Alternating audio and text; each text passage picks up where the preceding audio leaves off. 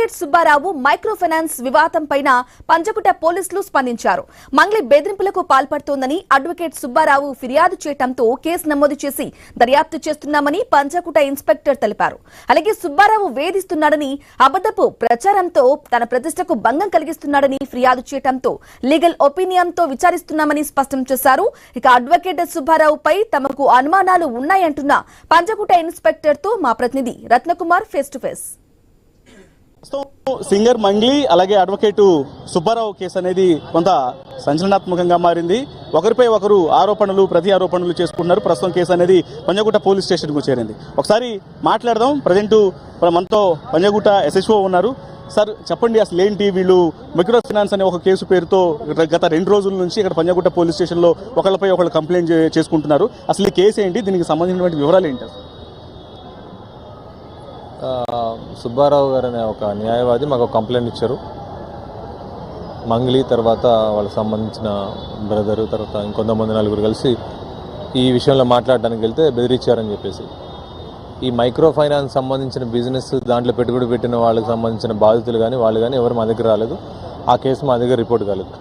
ఆ కేసు విషయంలో వీళ్ళు మాట్లాడడానికి ఒక చోట కూర్చున్న క్రమంలో బెదిరింపులు జరిగాయని చెప్పేసి ఆయన కంప్లైంట్ ఇవ్వడంతో అది కోర్టు పర్మిషన్ తోటి కోర్టుకు పంపించేసి ఇన్వెస్టిగేషన్ చేయడానికి పర్మిషన్ తీసుకొని FIR రిజిస్ట్రేషన్ చేయడం జరిగింది. సో దానికి సంబంధించి ఇన్వెస్టిగేషన్లో ఎవిడెన్స్ కలెక్ట్ చేయాల్సిన అవసరం ఉంది. ఈలోగా ఎవరైతే దాంట్లో కంప్లైంట్లో ఇచ్చిన మంగ్లీ అని ఉన్నారో ఆవిడ కూడా నేను కంప్లైంట్ ఇవ్వడం జరిగింది. ఆవిడిచ్చిన కంప్లైంట్ కూడా మేము కోర్టుకు పంపించేసి దాంట్లో వచ్చిన పర్మిషన్ బేస్ చేసుకొని FIR రిజిస్ట్రేషన్ చేయడానికి మేము రెడీగా ఉన్నాం. ఈలోపు ఇతను ఈరోజు సుబ్బారావు గారిని దాంట్లో ఎవిడెన్స్ ప్రొడ్యూస్ చేయడానికి రమ్మని చెప్పేసి మార్నింగ్ నుంచి కాల్ చేస్తున్నాం. ఇంతవరకు ఆయన ఎవిడెన్స్ ప్రొడ్యూస్ చేయలేదు. మోరోవర్ పోలీస్ స్టేషన్కి వచ్చారు, మీడియా మిత్రులతో మాట్లాడి ఆయన వెళ్ళిపోవడం జరిగింది. ఇంతవరకు దాంట్లో ఎటువంటి ఎవిడెన్స్ మాకు సబ్మిట్ చేయలేదు. సో అంటే కొంత హంగామా వాతావరణం కూడా చోటు చేసుకుంది పోలీస్ స్టేషన్ ప్రెమిసెస్లోనే. ఆయనకి మీరు ఒక్కసారిగా అనుమానం వచ్చి డ్రంకన్ టెస్ట్ కూడా, మధ్య ఆల్కహాల్ టెస్ట్ కూడా చేశారు. సో దీనికి సంబంధించినటువంటి పరిస్థితి ఎట్లా ఐడెంటిఫై చేశారు? మేము యాక్చువల్గా ఈరోజు సీఎం గారి రూట్ బందోబస్తులో ఉన్నాం. సీఎం గారి రూట్ బందోబస్తు నేను పోలీస్ స్టేషన్కి రాగానే చాలామంది ఇక్కడ మీడియా మిత్రులంతా ఉండటంతో ఏంటి ఎందుకు వచ్చారు మీరు అంటే, సుబ్బారావు గారు మమ్మల్ని అందరినీ ప్రెస్ మీట్ అని చెప్పేసి ఇక్కడ పిలిపించారని చెప్పేసి చెప్పారు. వితౌట్ పర్మిషన్ పోలీస్ స్టేషన్లో ప్రెస్ మీట్ పెట్టడానికి లేదు. మాకు కనీసం ముందస్తు ఇన్ఫర్మేషన్ కూడా అతను ఇవ్వలేదు. ఈలోగా అతను రావడం జరిగింది. రాగానే పోలీస్ స్టేషన్కి నా ముందే సుబ్బారావు గారు మీరు ఎవిడెన్స్ ఇవ్వలేదు, ఇంతవరకు రండి అని చెప్పేసి నేను చెప్తున్న క్రమంలో అతని నుంచి అనుమానాస్పదంగా అతను కొంచెం బిహేవియర్ కానీ, తర్వాత అతని నోటి నుంచి కొంచెం ఆల్కహాల్ కన్జంప్షన్ చేసినట్లుగా నాకు అనిపించడం, తర్వాత కొంతమంది చుట్టుపక్కల వాళ్ళు కూడా చెప్పడంతో వాళ్ళకు కూడా అనుమానం వచ్చి చెప్పడంతో ఇమీడియట్గా అతనైనా లేకపోతే అతనితో పాటు వచ్చిన ఇంకెవరైనా చేశారా అనే ఉద్దేశంతో అతను పిలిపించిన తర్వాత మా దగ్గర పోలీస్ స్టేషన్లో ఆల్కహాల్ టెస్ట్ చేయడానికి ఉన్నటువంటి దాని ద్వారా మిషన్ తోటి చెక్ చేసాం. 27 mg అతనికి రావడం జరిగింది.